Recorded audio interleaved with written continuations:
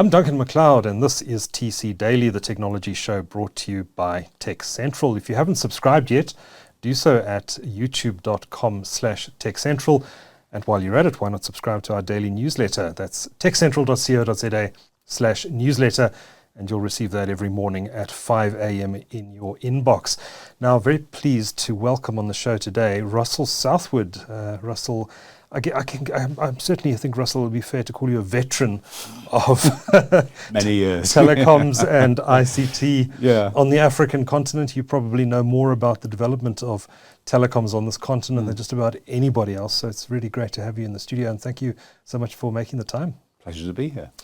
Russell, the reason we're talking to you today is that you have a book out. I do indeed. Which I haven't finished reading yet, but is very, very interesting so far, and certainly intend finishing reading it. The book is called Africa 2.0, Inside a Continent's Communications Revolution. And this really goes back over the last 30, 35 years, looking back at how communications in Africa has developed, and it has changed completely, right? When you started in this field, which was when exactly? 2000. Around 2000, so okay. Out of that 35-year space, 20 I've actually been here for. And the prehistory is in those previous 15 years. Now, many in the industry know you for your Balancing Act weekly newsletter, which is very well read and digested, which you've been running for more than 2 decades now. How did you get into the space? And you're originally from the UK. Where did your interest in Africa come from? I was from the UK, and I read an article in Wired magazine by John Perry Barlow, who set up the Electronic Frontiers Foundation. Probably in one of these here somewhere, indeed, actually. Indeed. And he came to Africa to look at the internet. And he was very Californian, and sort of, it seemed like 50% of it was kind of absolutely fascinating, and 50% was sort of, you know. And it got me interested. So I came down and I visited 4 countries. And before I went, everybody said, oh, there's nothing there, you know, kind of, I don't know why you're doing this. And there was networks, and there was people, you know, using phones and all the rest of it. And it could only get better. So I did a little newsletter, and out of that little newsletter, people started sending me stuff. Guy from Madagascar sent me 2,000 words on the state of the internet in Madagascar. And it sort of went from there. And it was a very small community in those days, whereas nowadays, you know, there are you know, literally, you know, tens and hundreds of people interested in this area. So, and that's a sign of success, I think, for the continent. And it's a pleasure to see that there are so many people, you know, are now interested in it. So it was originally an article by John Perry Barlow that just sparked your fascination with the continent. What were you doing before this? Before that, I was working in the UK as a management consultant in the sort of creative industries, arts area. And I just got kind of bored with doing the same thing over and over again. And I got to the point where I knew the answers to the questions before the questions had been asked. And that's very bad news, you know. So I wanted something that was going to challenge me. Fair to say, working in Africa is always a good challenge. Now, I like in the introduction to your book, you talk about, and it is a figure, a quote that's been used quite a lot by industry leaders. And I think I remember Jay Naidu, who was one of the early communications ministers in South Africa. Could have been his predecessor, Palo Jordan, the first communications minister under the ANC, who said that there were more phone lines in Manhattan than in the entirety of Africa in the late 1980s. Boy, things have changed, haven't they? They have. I tried to find the source for that, and I couldn't. So all I said at the beginning of the book is, you know, this was out there, you know, and now you have a situation in which large parts of the billion-plus people on the continent now have access to voice, and increasingly people have access to internet. But what is interesting is it has been a kind of long arc of change, because voice led on to mobile internet, led on to mobile money, led on to startups. So the road just kept getting wider and wider. And it continues. And it continues to get wider. And in a way, we're at the end of the beginning. We're not, you know, and when people look back, they will say, this is the point that the continent changed. You and I are both old enough to remember what the 1980s were like. And here in South Africa, there was still apartheid, and, you know, kind of much has changed since then. And in many ways, South Africa was one of the key places in terms of lighting the fuse for that particular change, because by granting the licenses for mobile operators, it may not have been done very well here, but what it did was international investors began to say, well, if we can go into South Africa, we can go to other places. And so both MTN and Vodacom spread out across the continent, and particularly MTN going to Nigeria, which was really a big thing. And if you look at the impact of what has happened in Nigeria with MTN, when it started, it was a few hundred people, of which 80 were South Africans. Now there are 19,000 people, and I would be very surprised if there were that many expats there. And with that, it has brought skills, a completely different range of skills. And so the key investment areas are mining and oil and all that, number one, telecoms, number two. But telecoms brings with it skills that you don't get when you dig stuff out of the ground, because actually mining is largely digging stuff out of the ground and a much smaller level of management, if you will. Yeah. Whereas actually, the skills that are spread across the continent through the process of doing telecoms and internet, that skill upskilling. We complain about the levels of skills, but actually, if you think back, there were hardly any. There are now incredible numbers of people who have different skills, whether it's technical, like engineering and so on and so forth, or whether it's marketing, or whether, on and on you go. You spoke about the impact of private sector investment and Vodacom and MTN and their expansion across the continent, and there are other big players as well. But mobile actually started, and I think many people will be surprised by this, but mobile in Africa actually started in the then Zaire, which is today the Democratic Republic of the Congo, under the dictatorship of Mobutu Sese Seko. How did that come about? Well, it was a very strange thing. There was a Rwandan called Miko Ruatiri, and he joined up with a guy called Joe Gatt. And Joe Gatt, who is still alive, had been the station manager for one of the airlines. He had arranged various leasing deals for aircraft for Mobutu, and therefore was close to him. And Mobutu went to the States, so they arranged for these very big sort of half-brick mobile phones to be available to them in the States. And they got the go-ahead after a year, and they gave these phones to all the ministers, and the ministers never paid anything. So you had a kind of problem, because it was still the old Africa. Right. They got a license, but actually the license didn't really protect them, because it was a kind of sort of nod and a wink, and if they tried to cut people off, the soldiers would come around and tell them, and one of their operations managers was very badly beaten up and left, and quite sort of lawless, really, and kind of what you'd expect under Mobutu. Absolutely. But that, in parallel, happened with Econet's Strive Masiwa, who was fighting his way through the courts against the Mugabe government in Zimbabwe, and he eventually got to the other side of that, and he got a license, and then the South African licenses followed after that, and that was just the beginning of the process. Yeah. But actually, that alone, liberalisation alone, wouldn't have done it. In the early days, the mobile operators were innovators in a way that they probably have ceased to be as good at as they were then.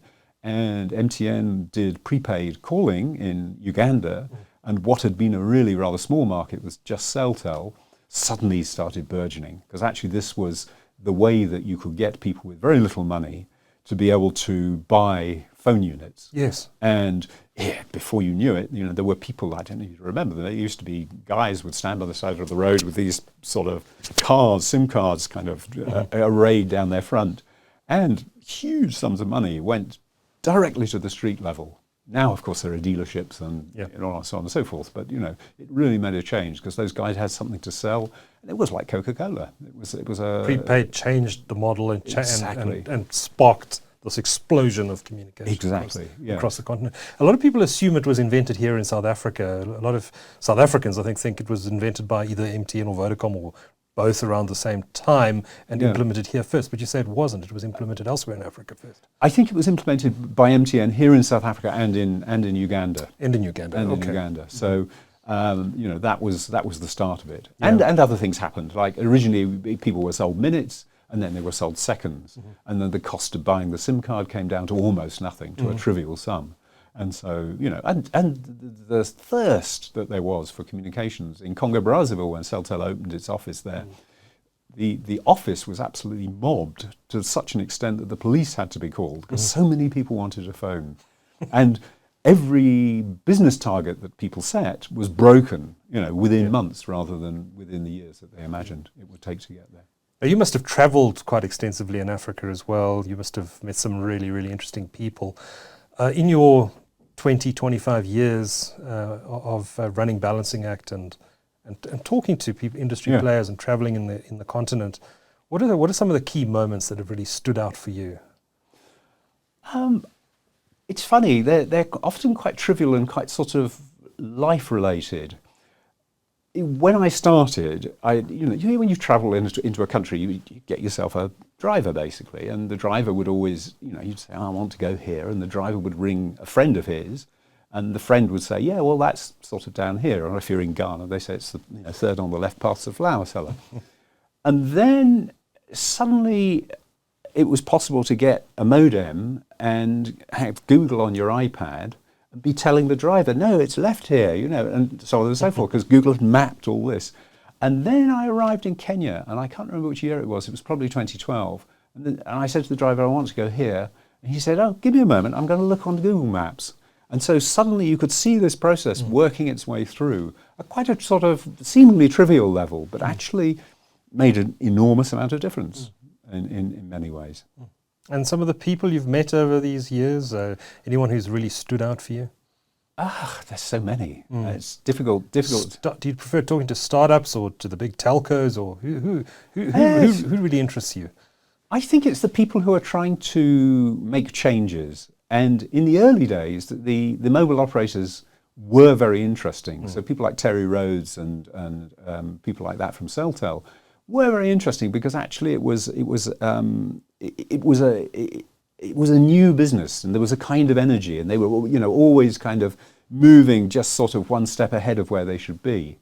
But over the years, you deal with mobile operators, and you talk to people about mobile operators now, and it's quite bureaucratic. There's quite a lot of process, and you can't do things quickly. So it's quite interesting, I suppose, kind of MTN has taken IOBA and set it up, which is its social platform, and set it up as a separate entity. Why have they done that? Because it's actually impossible, really, to get a decision out of a mobile operator, They're big corporates. They're big corporates, and they are the new incumbents. They are the guys who control. And increasingly, there is less and less competition in many markets. There's a consolidation going on. Several operators have left the continent, and this reduces the amount of competition. And so I think there's some very real issues there in terms of what happens in the future. Yeah. Now, a lot of what we've seen in Africa has been driven by the private sector and private sector investment. In your view, and certainly in the South African context, there was probably a lot of resistance to the private sector being involved in the economy. We saw at one stage the Director General even trying to shut down the arrival of undersea cables to South African shores. Do you think the communications revolution that we've seen in Africa has happened in spite of governments and politicians? Or do you think they've come around and have actually helped build the ecosystem? It's a mixed picture, but actually you would have to say that before the private sector got involved, you were in a situation where some of these state telcos had an 80-year waiting list to get a fixed line. And so you were then in a situation where you could go into a shop, 15, 20 minutes later, come out with a phone. So there was a complete difference. And the governments didn't have the investment, they didn't have the expertise, and that's what the private sector bought. And, very, very quickly it was able to invest in countries, even countries that were in civil war, places like Liberia, Sierra Leone, DRC, all those places, Somalia, actually almost build around civil conflict and get things going. And it made a huge difference. I mean, it's hard to remember the days before the mobile phone. You try and arrange to meet somebody in a bar, it was a bit of a random chance that you actually managed to meet them. Yeah. So, it made a big, big difference. Yeah, no, absolutely. We've seen the impact of mobile and the private sector in mobile and creating this communications revolution in Africa. But in fixed lines, we left behind. Africa never really had a fixed line infrastructure, which is why there were more phone lines in Manhattan and on the entire continent. But even that seems to be changing now, Russell. In South Africa, there's a lot of fiber deployment happening. It's being driven by the private sector. We had the CEO of Vumatel in here a week or two back who said they are going to deploy fiber to shacks. At less than 100 Rand a month for uncapped internet. Do you think that what we've seen in mobile is going to be replicated in fixed broadband? I think it will happen much more slowly. I think one of the points of the book is that it's perfectly possible to launch a technology every 3 months. But actually, to use the academic phrase, people need to appropriate a technology. Translation, it means it has to become part of their lives. Yeah. And that is a much longer process. And if you look at all the big changes that have occurred, they've all taken something like 5 to 10 years.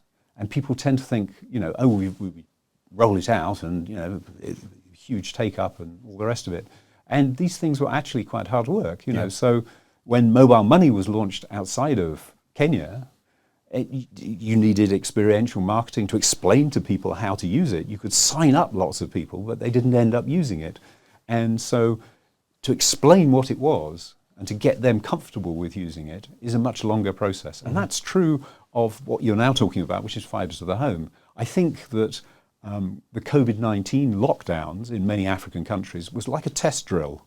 You had to work from home, your kids had to be educated at home. I mean, if you had the money, then actually you then began to say to yourself, A, the internet is rather important, and B, we need to do certain things in order to get it. So you started using Zoom, Teams, on and on you go, and all of those things. And you began in wanting to entertain yourself, to have a much better connection. So start getting fibre to the home for things like Netflix, for things like Amazon, for Showmax, all of those kinds of things, all of the things that are layered over the infrastructure. I want to talk about some of the things that mobile has enabled in Africa. We spoke about how prepaid was sort of the catalyst for this explosion, but there were a whole lot of services that then got built on top of mobile that was rolled out. You spoke about Google Maps, for example, big social media companies, all those sort of services. But there are other things that people don't talk about that often, which you mentioned in your book. Radio. Suddenly you had this device in your pocket with an FM receiver in it. And you can't sell a cell phone on this continent if it doesn't have that FM receiver in it, because no one will buy it. No, absolutely. I mean, it must have had a big impact on broadcasting. It did in two ways. I mean, one, there's somebody in the book who describes the mobile as the remote for the younger generation. And actually, you access music streaming, you access videos, Nollywood, all of those kinds of things. Suddenly you have this device. It may not have a great screen. I remember a Nollywood director saying to me, who would watch a Nollywood movie on it? Well, people do. They watch stuff on their phone because it's there. I think the other thing is actually that all of this stuff that is layered on top is actually what the point of having the phone was. Because actually SMS wasn't, I mean, yes, it was helpful to have it, but actually it's not terribly easy to convey very much in that short number of characters. So all of these services that go on top actually are something that people want. And the speed with which Uber took off in Kenya was kind of interesting, because it's quite an international, Nairobi in particular, quite an international city in some ways. And so, and with the arrival of internet, you have not the first startups, because there was always stuff before. There was Mark Shuttleworth and there was Africa Online and stuff like that. But from about 2010 onwards, the internet was the beginning of the startup boom. And the startup boom really was about, we now have internet, so there are a series of things we can do. I think we need to step back, though, from that sort of wave of growth and emphasize that those that use internet in the main have education and income, or some combination of that. And actually, you still have quite large numbers of people who are illiterate, and they are either illiterate because they don't read or write, because the education levels aren't, education provision is not as good as it ought to be, or they're functionally illiterate, so they don't know how to, do certain kinds of things, or they're tech illiterate. And that means that you have a kind of large part of the market which currently isn't accessible. And then the other divide you have is that women are less likely than men to use the mobile internet, and that's things like the patriarchy and the way relations are structured between the genders. And so there's, again, a whole other range of people. Now, as we move forward and education increasingly gets better and those things are addressed, then hopefully the market will get larger and larger. Yeah. And access to communication will help, because if you've got access to the internet, you've got access to education, etc. Absolutely. Absolutely. So it is both the solution and the bridge. Russell, how significant was the development of mobile money? I mean, it's been something that was really mushroomed on the African continent specifically. Yes. In fact, it was invented, in effect, by Safaricom through Vodafone. Yes. Just give me an idea of the impact that's had, because we don't probably feel it as much. It's an interesting story. Here in South Africa. I do the story very, very quickly. Yes. Through a constellation of circumstances, DFID, which is the British Development Agency, put money into a pilot with Safaricom. And out of that pilot, which was originally intended for microcredit, they noticed in real time, as they watched people transacting on the platform, that actually they'd worked out that they could send each other money. So it wasn't the original idea for it. And actually what you've got is this, explosion. But it seems such an obvious thing. But there was a thing that was invented by Celtel called CellPay, which was very similar. Yep. The difficulty was that people didn't trust it. So they eventually had to sort of turn it into a kind of corporate money deliverer.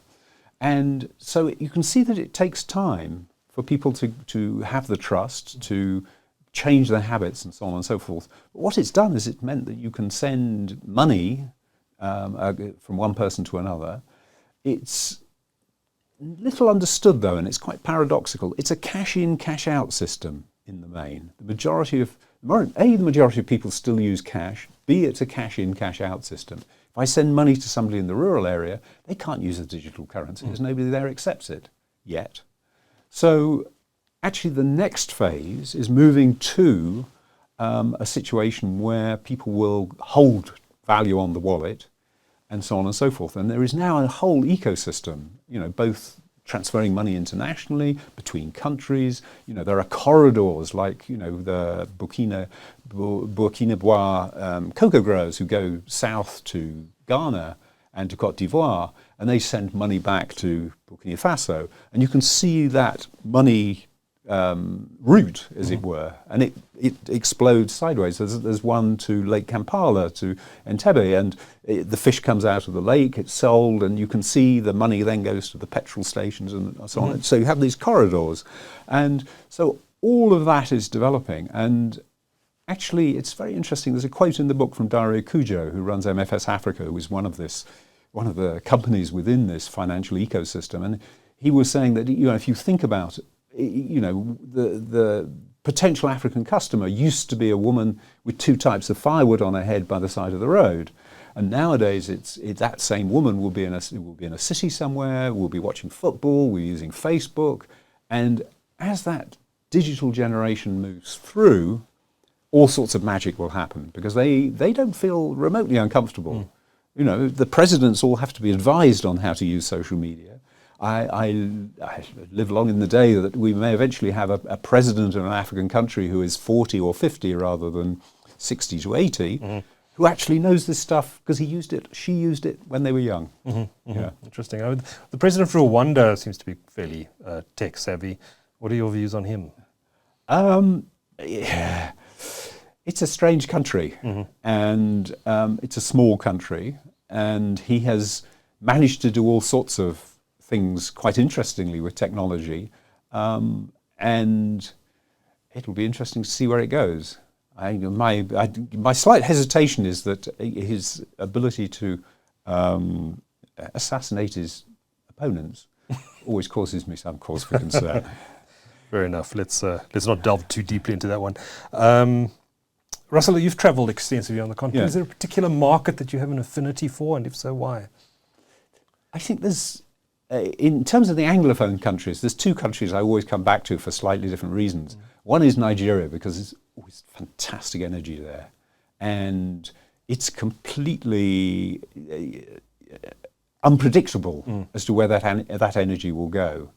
And the tragedy of it is you have such bright and talented people there, and the structures, the political structures, and sometimes the commercial structures mean that those people are not able to fulfill their full potential. So that's Nigeria. Kenya is really interesting, again, because it has this sort of mix of cultures in Nairobi, and it has managed to, in a sense, punch above its weight consistently. You know, it's taken and run with the phrase Silicon Savannah, which is a bit of an oversell, but actually it's a good shorthand. And it's always a pleasure to be there because somebody is always doing something interesting there. Francophone Africa is much harder because the culture is very different, and it has taken them a while to get, you know, startups going in quite the same way. It is now happening, and there's some quite impressive startups there. But yeah, I mean, you have to understand, I suppose, about Africa is, I don't have to tell you this, but you know, some of your listeners viewers may have to understand it. Is it many, many countries, and Vastly different. Vastly different, and you know, kind of one can be very, very different from the other. Yeah. Now, you dedicate a section of your book to corruption. Yes. Why did you do that? How does corruption manifest in telecoms in Africa, and what are the implications of it? I think a thread throughout the book is, yes, it's about technology, but it's about that thing as I was speaking about earlier of how it beds into everyday life. And if you don't talk about corruption, then it's very, very hard to understand actually why certain things happen. And we are looking at what you might call patronage capitalism. So I was speaking to somebody a couple of days ago down at AfricaCom in Cape Town, who was saying, well, you know, in this particular country, unless you're a friend of the president, you don't do business. And that means that the private sector can't really operate as it should do.